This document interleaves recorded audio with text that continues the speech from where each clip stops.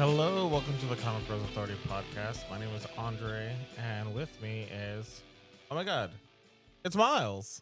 Oh my god. Hey, welcome back. Hello. I'm glad to be here, as always. Yeah, damn. Where the hell have you been? Working.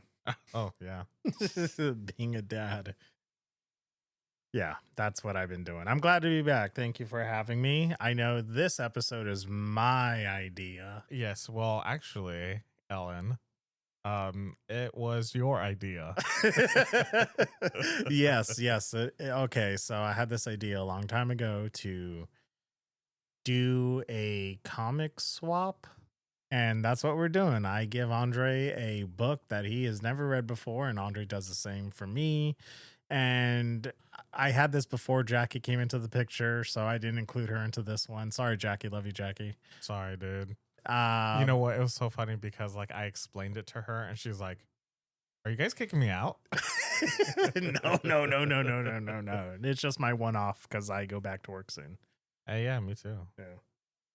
I think the comic swap kind of like it worked in sort of our flavor of books. Yes. Because I handed you an independent creator-owned book and you handed me a superhero book. True. I think that was just funny how that worked out. Well, to be honest, you kind of threw it on me on the spot. I didn't know we were going to be doing it so soon. Yeah. So I just looked around at what I had readily available within arm's reach. And I was like, you know what? I know you've been talking a lot of shit about the book that I gave you when it was being published. Yes. So that's why I decided to give it to you. Yeah. And to be honest, I do have some thoughts on this. Oh, no. Some strong thoughts. Oh, yeah, me too. Yeah, I definitely know where you're coming from because before I handed it to you, I had just opened it up and read it. Oh, okay. Yes. All right. So let's start off with the book I handed you, Andre. All right. So, thank you for handing me Preacher by Garth Ennis and Steve Dillon with colors by Matt Hollingsworth. You're welcome. Yes. So this is volume 1. It collects the first like 12 or 13 issues. I believe it says 12. Yes. And my God, what a 12 issues that was. Right? Yeah. Okay, so for those of you that don't know, Garth Ennis is a very popular writer for writing really out there. I would say notorious. Notorious? Yeah.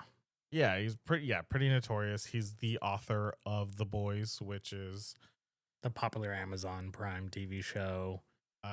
He did honestly a wonderful Punisher Max run. I love his Punisher Max. I haven't read his Marvel Knights Punisher, but Punisher Max it's up there. It's really good. Yeah, I never read Welcome Back, Frank, but I read the Max stuff when Punisher was in Vietnam with Frank Castle. Bourne? Frank Castle with Nick Fury in Vietnam. Yeah. Oh, yes. Yeah, I read that stuff. I read his... What the hell was that Secret Wars book he did? Oh, Where Monsters Dwell? Yeah, Where Monsters Dwell. That's a great one. Yeah. I like that one a lot. Yeah. He's a big war writer. He is. That's how he does battle action for 2000 AD. Okay. Yeah, because I know that he did a series of war books that took place during World War II, telling different stories from all sides of that conflict. Yeah. And then he did one called Sarah with Steve Epting for, I think, TKO. Yes. Yeah. That was a really good one too. Mm-hmm. So, I mean, despite his like claimed notorious fame, I really do like Garth Ennis's work. Mm-hmm. I've never read The Boys. I really don't care to read it. Yeah, because I hear it's don't. Yeah, I hear it's just so bad. And it's like edgelord shit. It really is. The TV show is so much better. The characters have much more depth to them. I just I think I got about like 18 issues into The Boys and then I gave up. Okay. Yeah, I just couldn't do it anymore. I get it. Yeah. So also, he has his frequent collaborator, Steve Dillon, on Preacher. Yeah. Who we collaborated with on Marvel Knights Punisher as well. Yeah. And you know what, to be honest, I stayed away from Steve Dillon drawn books for a really long time. I know that he would step in and do, like fill in issues for like Bendis's work on, some random Mark Avengers thing. Miller's. He would collaborate with Mark Miller. I just never really liked his work. Same. But reading this, it didn't really bother me that much. Yep. I just don't like the way he draws faces. I agree. I don't like his faces. I mostly don't like this whole triangle area, the mouth and nose that he draws on people. They just look funny. Yeah. And I think like sadly towards the end of his life, it didn't look even that good. Even worse than I already thought so. But for me with Preacher though, I loved his work. I can see why people loved him. If this was their introduction to Steve Dillon's artwork, I could see why they liked it. Because, like I said, not a fan of his work. But reading this, I was like, God damn, this is great. Yeah, it's really. I think everyone is like full stop, like doing their best. Garth Ennis is writing these wonderful, well-rounded characters. Steve Dillon is drawing the hell out of this book, and he gives everyone a personality with great emotions that show on their face. Yeah.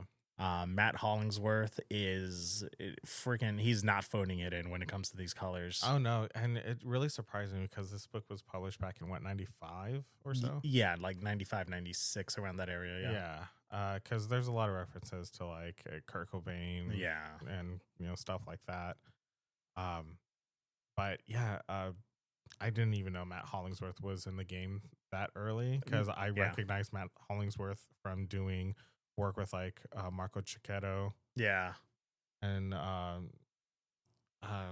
over Marvel, really. Yeah, honestly, I it was my first my realization is like, oh wow, like this is some pretty early work of his, and it's phenomenal. Yeah, it is. Holy shit. I can see why. I mean, like, I never, like, just because I say I'm not a fan of his work doesn't mean I don't give him his flowers. I do believe that he is an icon for a reason. He's been in the game since he was 16 years old. Yeah, but it's just like his artwork just doesn't speak to me. Just like sometimes, like, John Byrne's artwork doesn't speak to some people. Yeah. I mean, John Byrne doesn't know how to draw children for shit. Yeah, we saw those old men. Yeah, as babies. No, but Preacher was a wonderful surprise for me because I stayed away from it because of Dillon's artwork. Yes. So his just having a newfound like love for his artwork, I how do I say it? I think I fell in love with this book like more so, and like I kind of kicked my own ass thinking, why didn't I read this sooner? Yeah, I agree. I listened to the iFanboy podcast. Yeah. And the podcast, Josh talks about how he stepped away from comics for a while, but it was Preacher that brought him back. I've heard him say on multiple instances, Preacher's his all-time favorite thing. Yeah. Like ever. Yeah. So I was just, when I heard him say that planted the seed of, okay, I'll eventually read Preacher someday. But yeah. And honestly, it was such a good surprise because, I mean, honestly, I'm not that big of a fan of Garth Ennis either. Yeah, okay. For me, he's mostly miss only because it's very, like, gratuitous. And even though, like, this does have that in there, there's still a whole lot of story that I'm able to, like, okay, this guy just said the N-word with a hard R. Oh, yeah. And there's lots of it. There's a lot of it. And I was just like, oh, great. Yeah, it for me, Garth Ennis hits more than he misses. I like everything I've read from him. I can say I like legitimately enjoyed compared to the stuff I've read and just been like, I just like brushed it off as like part of that like edgelordy I hate superheroes bullshit, you know? Yeah. So that's why I like reading this. I knew about like Arseface.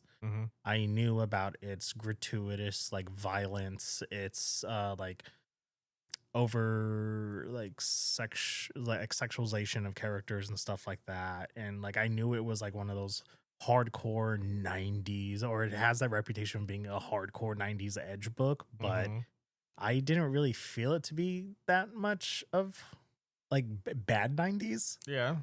I was like, oh, okay, this is great, especially when you get into the second story arc where Jesse goes home. Well, no, that's actually the third. Oh, yes. Because You're right. the first story arc, you get introduced to all these characters in Texas. Yeah. The second story arc deals with them In New briefly York. going to New York City. Yeah. The third is about them going back to Texas to deal with, some lingering plot threads from the first couple issues. Yeah. Which I thought was when I finished it. My God, I felt like I was in love. Oh yeah, Yeah, like I don't know, like just the way that how do I say it? What Jesse's dad tells him, and oh yeah, be a superhero because there are too many bad people in the world. yeah, he's like or be a good guy. man. Yeah, be a good guy because there's Yeah. too many bad people in this world. Yeah, And how that plays into him trying to overcome like his family history, and when he like the house is burning and he's like kissing what's her name Tulip. Tulip, and he's just tells her like I love you till the end of the world, and I was just like, oh my God. Yeah, holy shit. There's like really like great character work in this where I like by issue 12 I was just like, oh my God, like I'm fully invested in this world, let's keep going. Like, let's go find God together, guys. Oh yeah, I'm totally on this journey. Yeah, I'm in there. Like I put it down, I was like, shit, thank God there's more. Yeah. So all these books, these like kind of complete collections, there's about 6 of them. Mm-hmm. They're all available on Amazon Kindle or Comixology or whatever the hell it's called now. Mm-hmm. And I read the first one that way.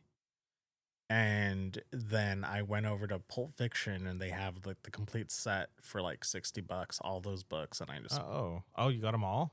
yeah, I did. Of course. After I finished the first one, I was like, I'm all in. Like, Yeah. give it to me. I do like, even, even like the cop who was after them. I forget the cop's name. Arseface's dad. Arseface's dad. Yeah. He even has like a very troubled backstory and everything. I just like how well rounded everyone is. And then even when Jesse tells him like, "Hey, go fuck yourself," He literally does it. Literally does fuck himself. Yeah. I don't mean to laugh at it, but it plays it so like cheeky because he can't deal with the fact that he just fucked himself with that, and now he doesn't have a dick. Yes. That he does, he does end up taking his own life. Yeah, I know. I don't mean to laugh. But that it like sets Arseface down like this path of revenge in like the most like I'll avenge you, father. He's like in the rain at his grave. I'll avenge you.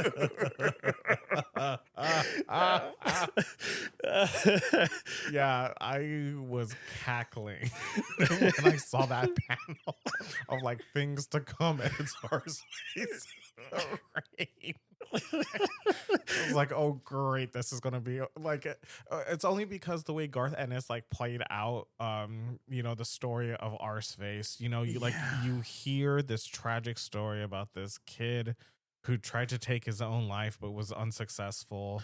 Yeah, and then also like you kind of think like, all right, if he's like so influenced by Kurt Cobain and Kurt Cobain's suicide, yeah, I kind of expected like this kind of moody-ish kid, this grunge kid. Mm-hmm. But Arseface is such a sweetheart. Yeah, because he just wants his dad to be happy.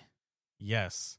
And he's like, oh, Dad, we're having a good time, aren't we? And blah blah blah blah. Of course, it's written in mumbles. It's written in mumbles, but there's that editor's asterisk note with the translation, onto the slide, and then you just see the cop just looks so miserable. He doesn't even acknowledge his son. No, he's a rightful asshole. Oh yeah, he's a racist. Too. He's a racist. He's a piece of shit. So I mean, good riddance. But Arseface is like, like I said, he's a sweet kid. Yeah. And like there's a part of me that like kind of wants to see him like take this revenge trip, but another part of me is just like, oh, I like Jesse and Tulip. Like I want to see them fulfill their destiny. Yeah, together. I want to see them do what they got. I want to see them on their journey of finding God. Yeah. Oh man, we should probably talk about what this book is about. Spoilers, by the way. Oh yeah, yeah. Okay, so this book is about Reverend Jesse Cluster. He one night he goes and he talks shit to like everyone in the town, and then I guess like the next day he like accidentally blows up his congregation because he was possessed by something called Genesis. Yeah. Now Genesis is the offspring of a angel and a demon mating that has the power of God. Yes, yeah.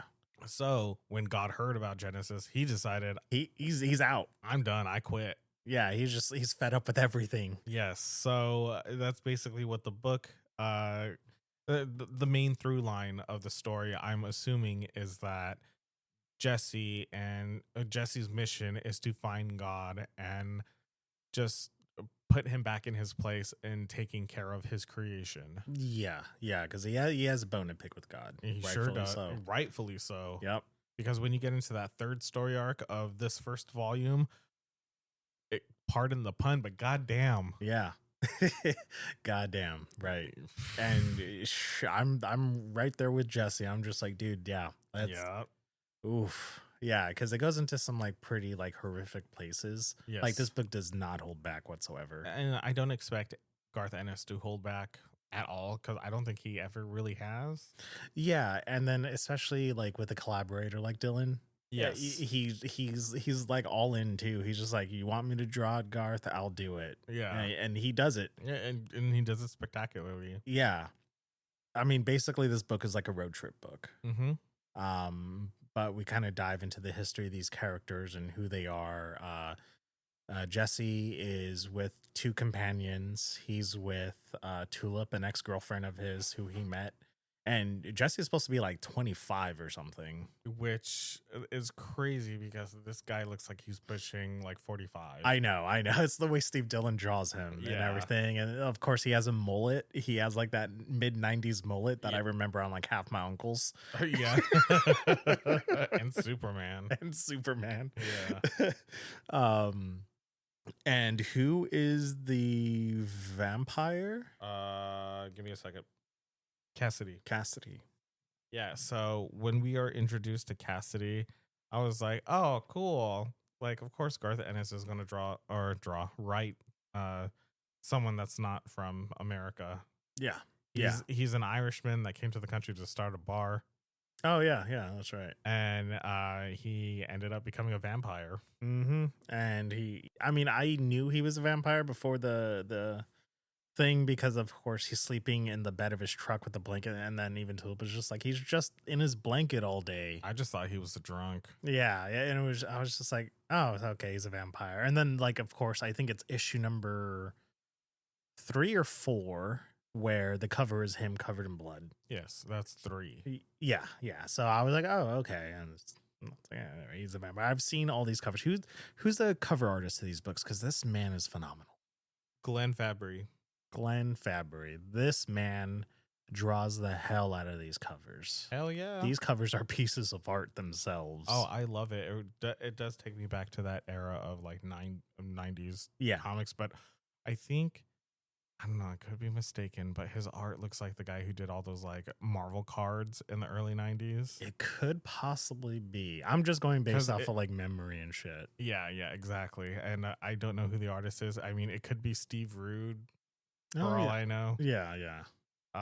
But yeah, those covers are fantastic. Yeah, I don't know. And honestly, too, it's just, he's a wildly different style of artist compared to Steve Dillon, but I think that cover art then going into the interiors really complements each other, as opposed to when you get like something like a sick ass cover and then you're like, yeah, and you flip it open and it's just like, chicken scratches. Yeah. Which has happened to me with some books.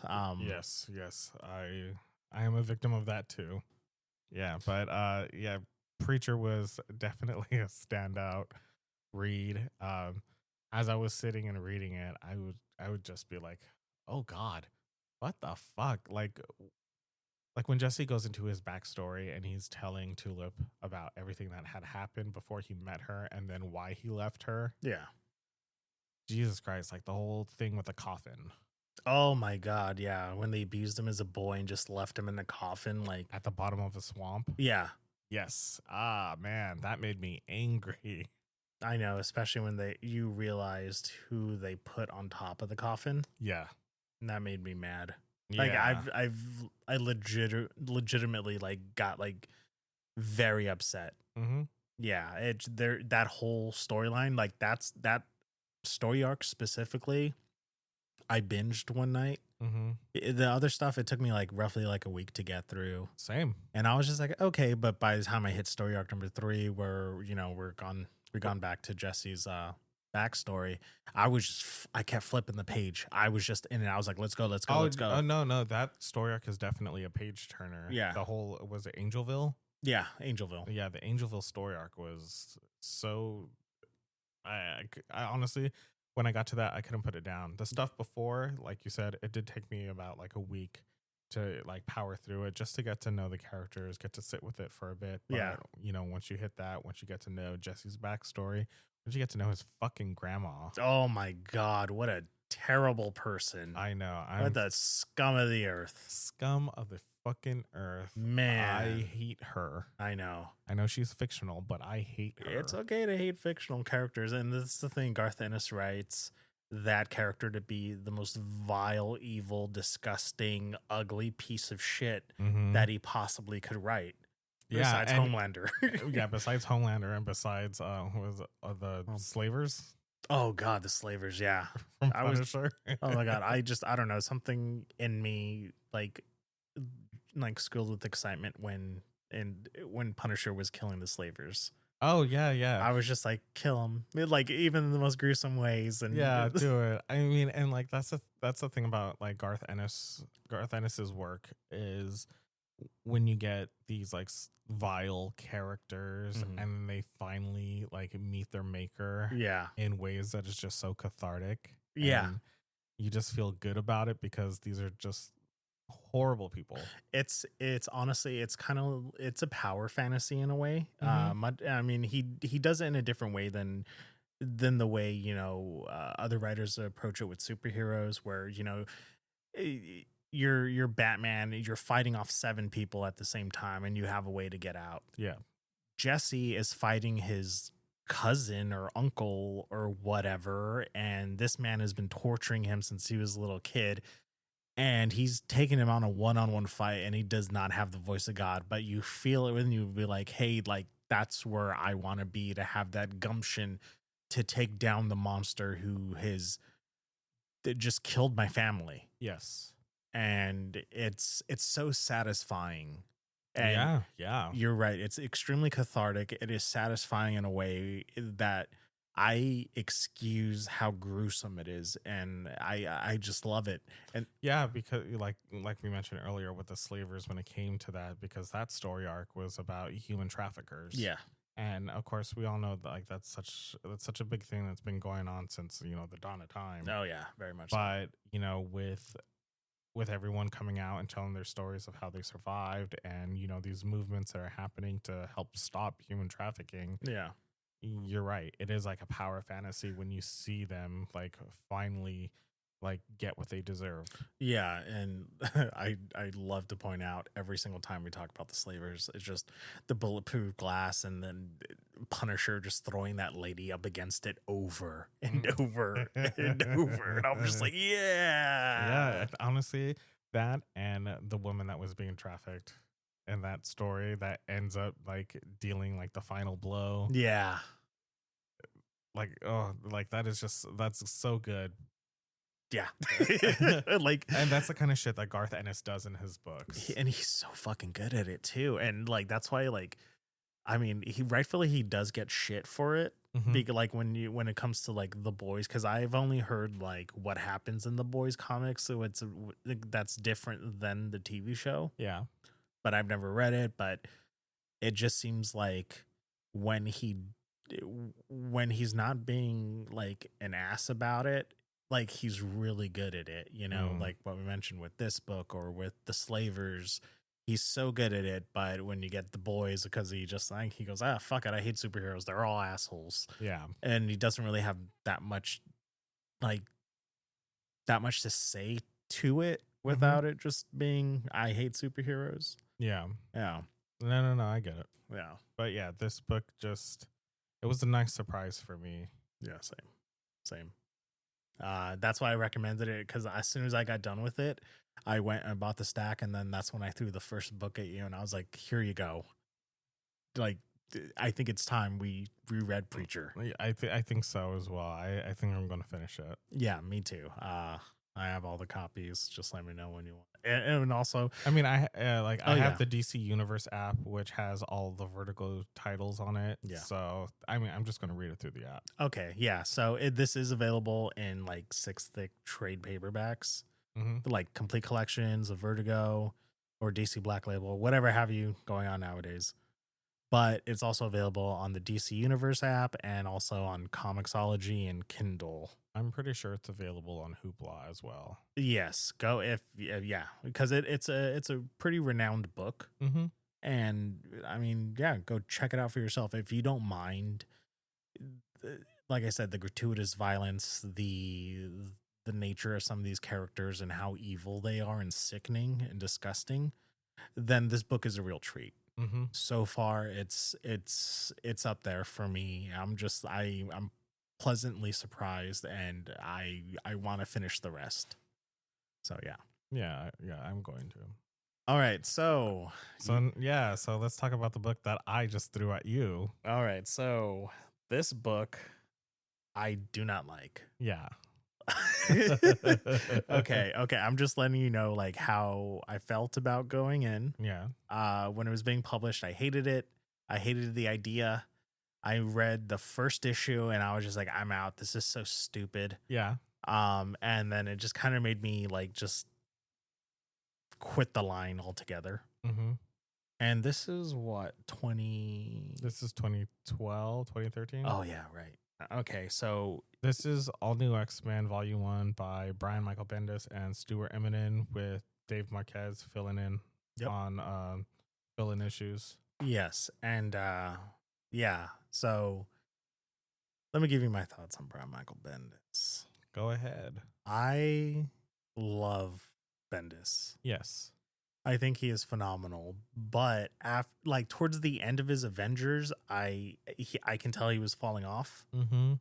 A lot of focus was going probably more into Ultimate Spider-Man. I agree. And then so around this time of Marvel now, he jumped on X-Men and jumped on, what was it? Guardians of the Galaxy. I loathe those books.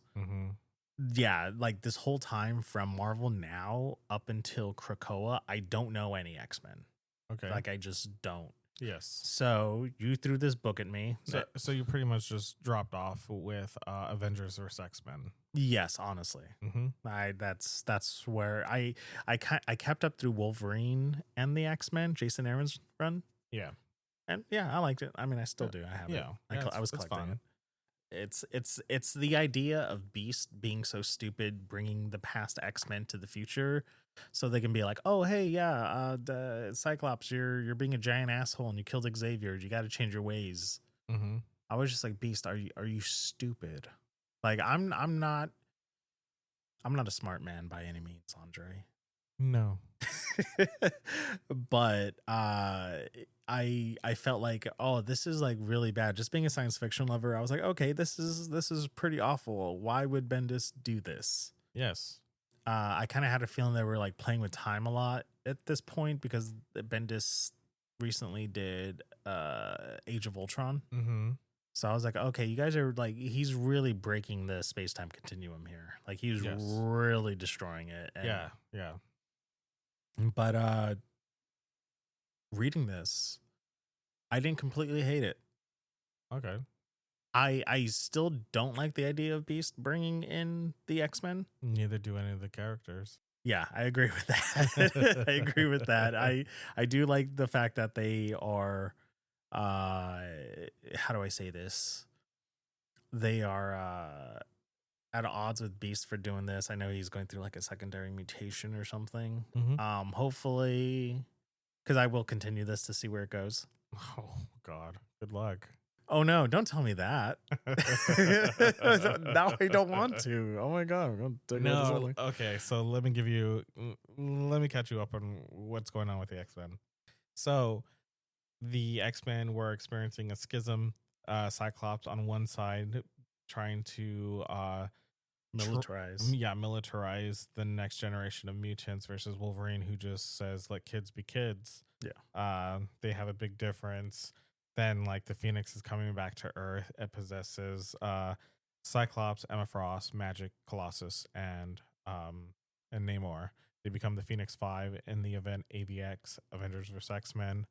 And then the Avengers end up winning due to comic book shenanigans, and Cyclops gets possessed with the full power of the Phoenix, turns into Dark Phoenix, and then kills Xavier.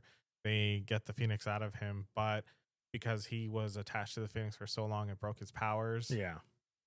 He broke his, it broke Emma's, it broke everyone who was touched by the Phoenix Force. Yeah. So Cyclops was arrested, but he breaks free, and there are new mutants popping up all over Earth. So then Beast wants to grab the 5 original X-Men, bring them to the future. I think this is supposed to take place like before X-Men number 16 or so. That's where the 5 original characters take place that Beast grabs them from. Oh, okay. Right. So, so Beast brings them, and then everyone's just like pretty upset because there's 2 angels, there's 2 Icemen, 2 Jean. Oh, I'm sorry, 1 Jean. 1 Jean. Jean's, because Jean's dead at this point. 2 Beasts and 2 Scotts. Yeah. And it's pandemonium at the Jean Grey School for Higher Learning. Yeah, so while this is going on, you have, Wolverine doing his thing, trying to be a good mentor to these children. But you have Cyclops breaking out everybody on this end, starting up his own school. Yeah. Where he calls it the Charles Xavier Institute, right? Yes, he does. Fucking hell. I know. An asshole. This, okay. And yeah, so you have these 2 sides kind of warring over the young X-Men, the all new X-Men, if you will. The all new. I kind of like. I think Cyclops is right.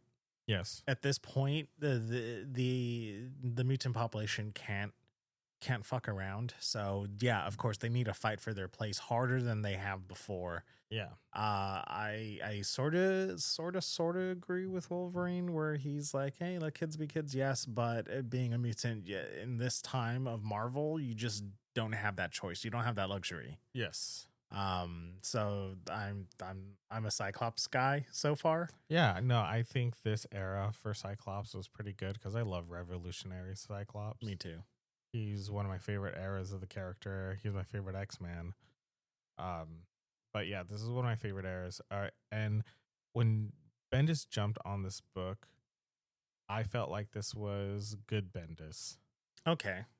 Because just like a year and a half before this, Miles Morales was created, and Bendis was firing on all cylinders with that. Yes. That's because I believe Ultimate X-Men was kind of falling off as Ultimate Spider-Man was falling off as much as his Avengers was. Are you talking about like post-Ultimatum? Yes. Okay, yeah. Yeah, like unfortunately, it wasn't as strong as before Ultimatum. It was not. No. Because randomly Peter's dating Gwen. That's weird. That's so weird. Yeah. They mentioned multiple times before that, like, oh, you're like a brother, you're like a sister to me. Yeah. And then we come back from Ultimatum and they're like hooking up, or not hooking up, but they're making out. And I was like, oh, what's going on here? Like, what's happening? Yeah. Anyways, so when, for Marvel Now, this initiative, which was trying to like, it was kind of like DC's New 52 without a full-on reboot. It was just a marketing gimmick phase thing that they did. All the books start back at number 1. Creators switch titles. Bendis went from Avengers to X-Men. Jonathan Hickman went from Fantastic Four to Avengers. Jason Aaron jumped on Thor. Kieron Gillen went from X-Men to Young Avengers. and Iron Man. Yeah, it was actually really good. Oh, the Matt Fraction's Hawkeye, which changed the game. Yeah, which changed the game. You had Rick Remender going from X-Force to Uncanny Avengers. So good. So good, right? So good. Yeah. So, it was a big shakeup, and I think that Bendis was really, he was really in his stride. Okay. During this, the book that I gave you, I think he hit his stride, but then a crossover hit. Are you talking about Battle for the Atom? Yes. Okay. I've heard so things about that, and then I know they got another one, the Black Vortex. That's a later. That's the one he did with Guardians, right? That's the second one he did with Guardians. He did Trial of Jean Grey, which was the first one. Okay. And then he did Black Vortex, which was the second. Why are they doing a trial of Jean Grey? Because the Shi'ar found out that Jean Grey came back, so they're trying her for her future, their past. But they already did it in a thing called the Dark Phoenix Saga. I know. Did he forget? I just read the Dark Phoenix Saga again, I don't know, a year or so ago. And I was just like, oh, right, look at this. They killed her. Yeah, she was just like, hold on, I can't do it. No, but I'm going to use that ray on me. Yeah, but she takes herself out of the equation. Okay, but you have to remember, the way Lilandra and the Shi'ar react to Jean Grey whenever they see her, it's instantly kill her. But I mean, she was alive from X-Force to Grant Morrison, or X-Factor to original X-Factor to Grant Morrison. So and what? I think at this point, Lilandra's dead already. She's dead during this era. So it's what's his name? The Strontian Gladiator. Yeah, so this is all under his rule, and it's crazy because it's even in those past issues of X-Men. Remember when they went to Wolverine's wedding in Japan and they saw Madeline Pryor the first time? Yeah. Lilandra immediately was about to throw hands with Madeline. She's like, this bitch is alive. It's no, that's just Madeline. It's Madeline. We know her. Oh my God. So it's not like an OJ thing or how they do due process here in America. It's just once you get found not guilty, they can't ever try you for it again. No, the Shi'ar are going to come back and just be like, no, we'll try you until you're dead. Yeah, exactly. Until I kill you. Exactly. That's exactly it. Jesus. Yeah, but okay. going back to this first book, yes, I think Beast is incredibly stupid for this, but it is very well acknowledged in the book because everyone's consistently telling Beast, you fucked up. Yeah. Yeah, because it's not a good idea. It's not a good plan whatsoever. What is it going to do? Bring Xavier back, shake up time? They'll see time change before their eyes? What was his end goal here besides theoretically thinking, oh, maybe Scott won't kill Xavier? I think motherfucker was possessed by the Phoenix Force. I think Beast's goal was not for young Cyclops to change his mind about his future self, but his future self to look at his younger self and be like, what have I done? I should take responsibility. Because did you notice that Scott is not taking responsibility for killing Charles at all? At all. He dismisses it. That's the one thing I don't like about it. At least Scott's characterization in it is where he is. Yeah, he's just going. He's kind of right, but he was possessed by the Phoenix and got turned into Dark Phoenix. Yeah. But he kind of sees it in his own twisted point of view. Mm-hmm. And it was just so weird. But I do like this proactive role of Cyclops. Yeah. And I think everyone else is kind of stupid too, because you're giving young Scott shit too. Yes. I'm just dude, don't you see this is freaking 12? This is a child. This is 12, 13-year-old Scott. Why are you pissy with him? Obviously, he's not the one who did it. Yeah. If I saw you, if I'm mad at you right now, whatever, hypothetically. And then, your 12-year-old self came to me. I'm not going to get all pissy with your 12-year-old self. I treat them as a different person because you literally are. Yeah. Two very different people. That was me at 4.0. I'm now 10.0. Yeah. Hold on, what? Yeah, and yeah, that's why I was just like, oh man, everybody, like, just calm the fuck down, dude. Like relax on this kid, yo. Yeah. So it's a very interesting premise. I think it adds. It's a good idea in the fact that it adds drama, but I think it's sort of like bare bones, and I would like to see it get delved into a little bit deeper, and maybe it does when it goes on. I know you know more about this than I do. Yeah, I read it all as it was being published. Yeah. I collected most of it. Okay, But I have a lot of missing issues that I don't feel like going back and getting, and I just decided I'm just gonna buy all these like hardcovers because everyone's selling them because the omnibuses are coming out. Oh yeah. So people offload the standalone, the deluxe editions, which or is whatever. crazy because omnibuses are big. Yeah, but dude, Stuart Immonen and David Marquez's artwork on here. Ooh, damn. Yeah, good. See, that's why I didn't like completely. I was like, fuck, man. No, like, the art is phenomenal. Yeah, that's all I put. This is Stuart Immonen right here. Like I put on the good. I put the art by Stuart Immonen and David Marquez is phenomenal.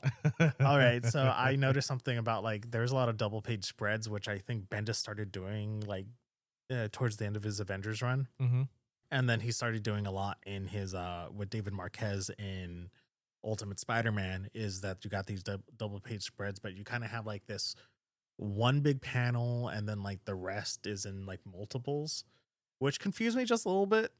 Just a little bit. Are you talking about like having a character focused in the center, but like in the background are the different panels that is telling you what's going on in that scene? Yeah. So there'll be like across a double page spread right here, you have one long panel right here, then you have a small panel right there, and then you have like maybe 6 at the bottom or something. Yeah, something like that. I'm showing you, but our audience doesn't know. I'm sorry, guys. But I really like that. I was like, oh, okay, and I started noticing it probably by like issue 3, because the deluxe edition that you gave me is issues 1 through 10. Oh, speaking of, I'm sorry to cut back into the Bendis and not our artists here.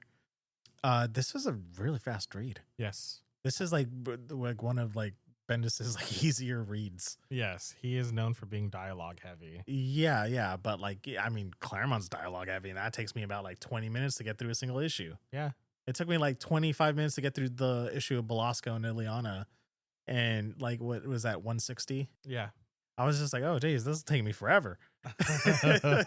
But this whole thing took me like two sits. Yeah. I finished it in 2 sittings as well. I was like, oh shit. Oh. Yeah. I think that plus the art really like helps it fly by.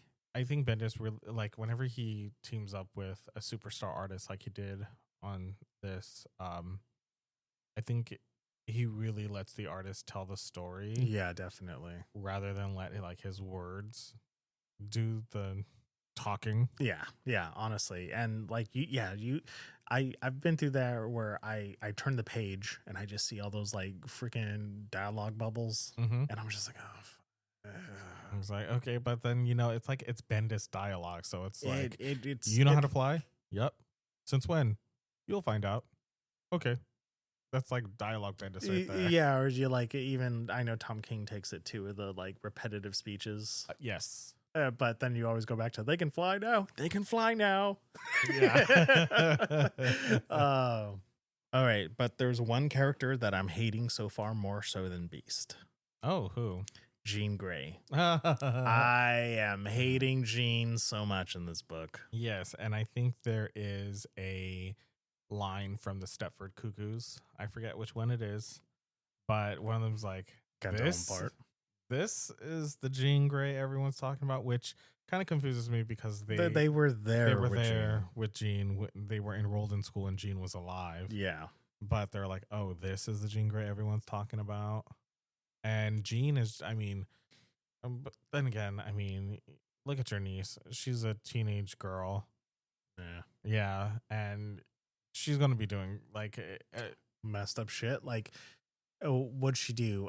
Erase Angel's memory, or was it Iceman? It was Angel. It was Angel. Yeah. When she did that, and then like she like looked and she was like, "We're not leaving," and then that was like the last page of one of the issues. I was like, I really wanted to text you, but I was like, we gotta save it for the pod.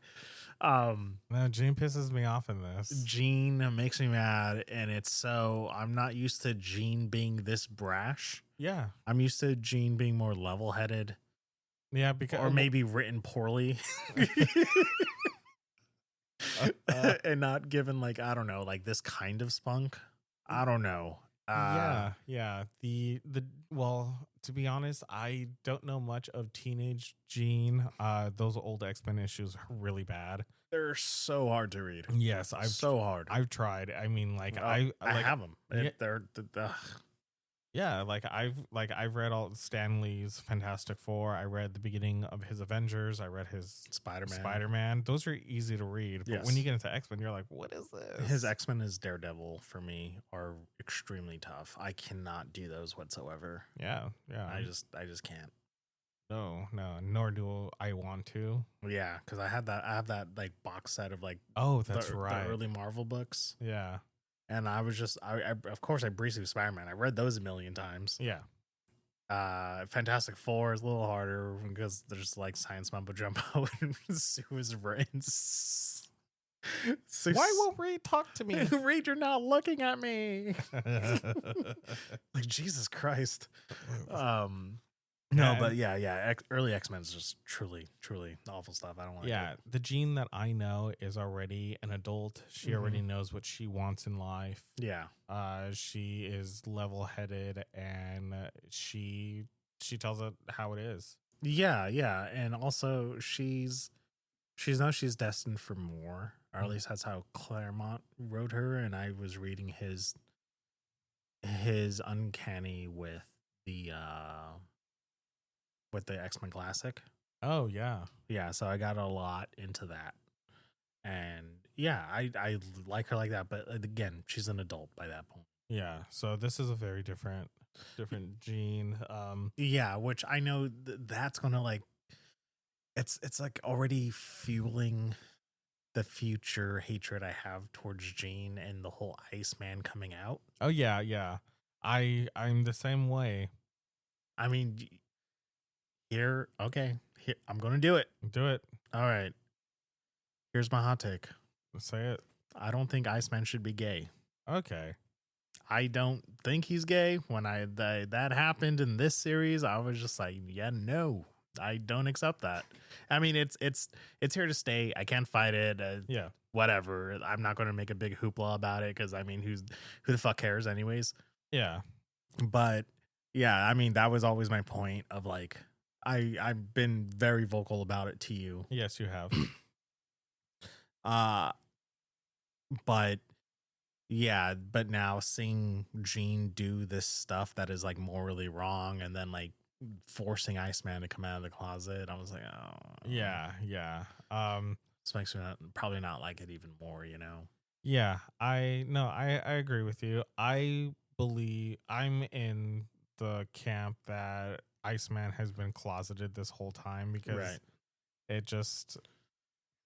it makes sense. Okay. You look at his previous relationships, you look at how he's acted, you look at who he befriends. I think it just makes sense for Iceman to be gay, to be closeted. None of his, I mean, I know it's comic books and no relationship lasts. Yeah. But his relationships with women are just trash. Okay. There's same thing with Matt's.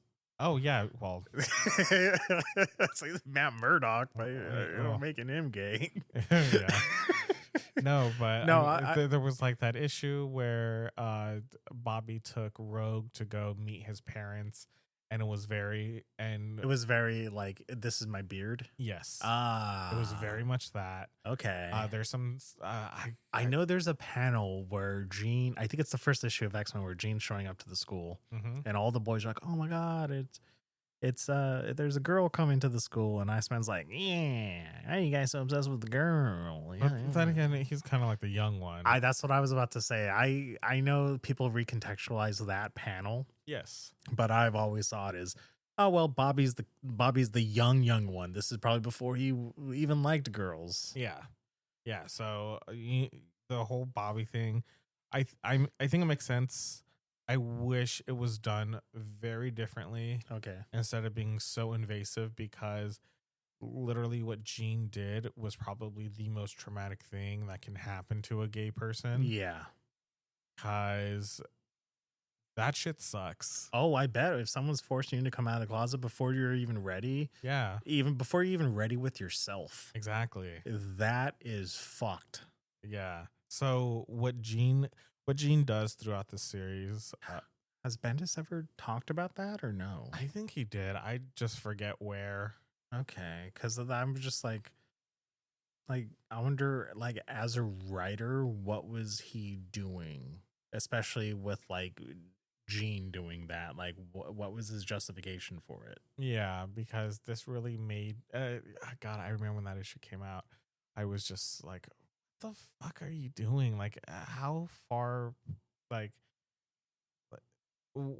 we're in an era where, you know, doing shit like this, like, why don't you just, like, make Iceman happy? Yeah. You should make Bobby happy, you know? Just, like... whatever. Whatever. Yeah. But yeah, I don't like the characterization of young Jean Grey. She does get better, kind of, because the Iceman coming out stuff happens later on in this series. Mm-hmm. I think it happens somewhere in like the issues 30 something. Okay. Yeah. How long does the series go on? 40. Oh, wow. Yeah. That's a while. Yeah. I mean, it was like, I think for half of its run, it was coming out twice a month. Oh. Yeah. Hold on. Quick question. Quick answer. So this is pre-Secret Wars. Yes. This leads into it. This leads into Secret Wars. Mm-hmm. Do some of the X-Men stay post-Secret Wars? Because I know Secret Wars is my jumping off point. What do you mean stay? Because I remember Cyclops was in the Champions, that team. But that was post Secret Wars.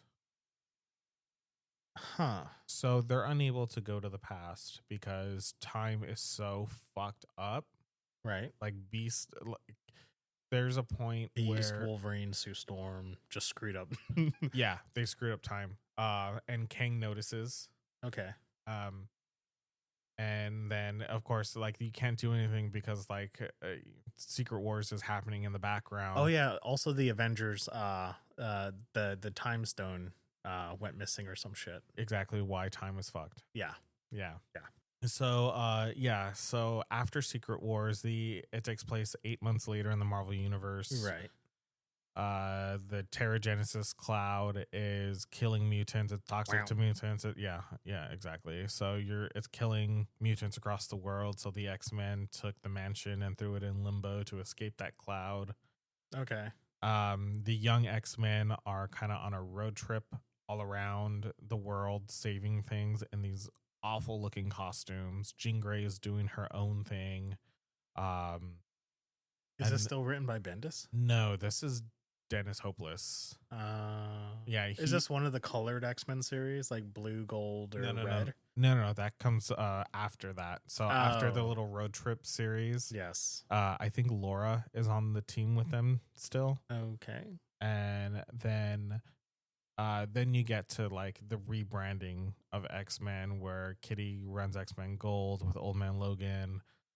Then you have X-Men Blue, which is the 5 original X-Men. That's by Cullen Bunn. Okay. And then you had X-Men Red, where Jean comes back. Yeah, Jean comes back, written by Tom Taylor. Yes. Love that series. I hear that is the best of the bunch. It's honestly, it was one of the best X books in quite a while, besides All New Wolverine. Again, by Tom Taylor. Oh, Tom Taylor? Yeah. Okay. Oh, yeah, I like All New Wolverine. That was a good book. And Tom Taylor's Marvel stuff is great. Oh, yeah. Anything else I want to say on this? No. No. Oh yeah, I like. I really love Kitty training Yes. the X-Men. Yes, I love that. I love because like right now reading the early Claremont stuff, so it's like early Kitty, she's being trained, so now she's doing the training, Mm-hmm. and I like how hard she's being on them. Yes. And she was, she's telling Cyclops, "Hey, who's the one leading the team? Because you sure shit ain't doing it." Yeah, good for her. Yeah, she's being really hard, and I like that. That kind of for me like is a nice progression, knowing that in Krakoa she's like, no, I'm not Kitty, I'm Kate. Mm-hmm. Yeah, she kind of strips that youngness away from her. Now she's like a fully realized adult and everything. Oh So yeah.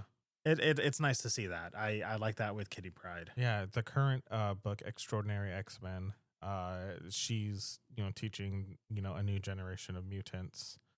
Oh, okay. Yeah, so it's nice to see her still in that role. I love the evolution of Kitty, except for that time she was like dating Pete Wisdom and Excalibur. I never read Excalibur. I'm going to because this is like the Warren Ellis era from the late 90s. Yeah. Right. It was kind of weird that she was dating him, but yeah, no. Neither here nor there. Yeah. All right, but I mean, all in all, I think it's okay. Yeah. I don't hate it because I used to just bottom barrel hate it. Don't want to read it ever. Yeah. Now I think, all right, okay, I can see why people like it. I'm not sure if it's still for me. I still want to read it, see where it goes, and also like to fill in the gap. Mm-hmm. Because it is a gap in my X-Men history for me. Yeah, you know what? It's okay because this is. How did Hickman put it in the Krakoa era? The lost decade. Oh, the 2010s. Yeah. Yeah. That makes sense. Yeah, because it just wasn't a good era because Ike Perlmutter and what he was trying to do with the X-Men Fantastic Four because of Fox and all that shit. Yeah, fuck that guy. I think the saving grace of the series really is the artwork. Yeah. You have Stuart Immonen, you have David Marquez. I think later on you get... Is Marte Garcia on colors too? Oh, yeah, that's right. Marte's colors are great in this. Yes, they are. I know I'm not too big on it now, but I do like his work in this. I think that's... When I saw his name on it, I was like, oh, shit, yeah, okay. Yeah, right. Yeah. I fuck with this. Yeah. And later on you get Muhammad Asrar. Oh, okay, yeah. Yeah, he becomes the series regular artist during the second half of the book. That's a good one. That's a good rotating team. Like, if anything, going from Stuart Immonen to David Marquez to Muhammad Asrar. Yeah. Sorry, I butchered the name there, but holy shit, yeah, like, because I wouldn't call him like a Stuart Immonen clone. No. But it is a very similar art style to the point where you're just like, all right, I like this. Yeah. Especially what he's doing on Bug Wars right now. Yeah, exactly. Yeah, no, I think Muhammad Asrar is definitely stepping up. I read that Conan series with Aaron. Oh, yes. Looked great. Oh, Bug Wars, great. Oh, Bug Wars. I love Bug Wars. Yeah. Disgusting, but I love it. Yeah. But yeah, I think the art is the really saving grace of this series. Mm-hmm. The story, not so much. Right. Yeah, like I hate the crossovers with the Guardians. I just don't like that Guardians run. Me neither. That's where I jumped because he really turned Star-Lord and Chris Pratt. Yeah, he did. I hate synergy. Yep. I know. Okay. But yeah, I'm going to do this. So what goes after this? Uncanny or All New? Uncanny is the next book. Uncanny 1, then part of Uncanny, All New book 2, and then so it goes back and forth, sort of. Yeah, they're sister titles. Yeah. And then you get into Battle of the Atom, which I'm currently reading. Mm-hmm. Which I know I saw your dust tracking over there. I was like, oh boy. I'm working my way through that. I haven't picked it up in like a week. Oh no. I read the first 3 chapters and then I put it down. Well. All right then. Yeah. All right then. That was Comic Swap for y'all. I hope you enjoyed it. I think that was a very fun idea. Thank you. Yeah. I came back for this one episode, so I mean, maybe I'll come back for another. I don't know. I'll let you know. No, you definitely are. Okay. Yeah, because I'm not. What do you mean? Yeah, I'm swamped. Yeah, swamp ass. Literally. Yeah, it's And hot. it's hot. It's hot. Fucking hate it. Me too. So yeah, These Yeah. books are pretty readily available wherever you can get books. You can check out your local library. I know they're available on Hoopla. oh yeah, If you have the Marvel Unlimited app or the DC Infinite app, these are available to read on there. gosh darn right. I know you can buy them in physical form or in digital form through Amazon, or if you want to check out like panel bound comics or Oh yeah. IST, in stock trade, cheapgraphicnovels.com. Hell, even dude, might as well check eBay. while you're at check eBay. That's where I just got my books from. it. Yeah, or shop local. See what's in your area as far as a comic book shop goes. If you don't, then check out those websites. Yeah. All right. Thank you for having me again, Andre. This was really fun. Yeah, it was. All right then. Yeah. Talk to you later. All right. Well, Andre, signing off. Miles signing off.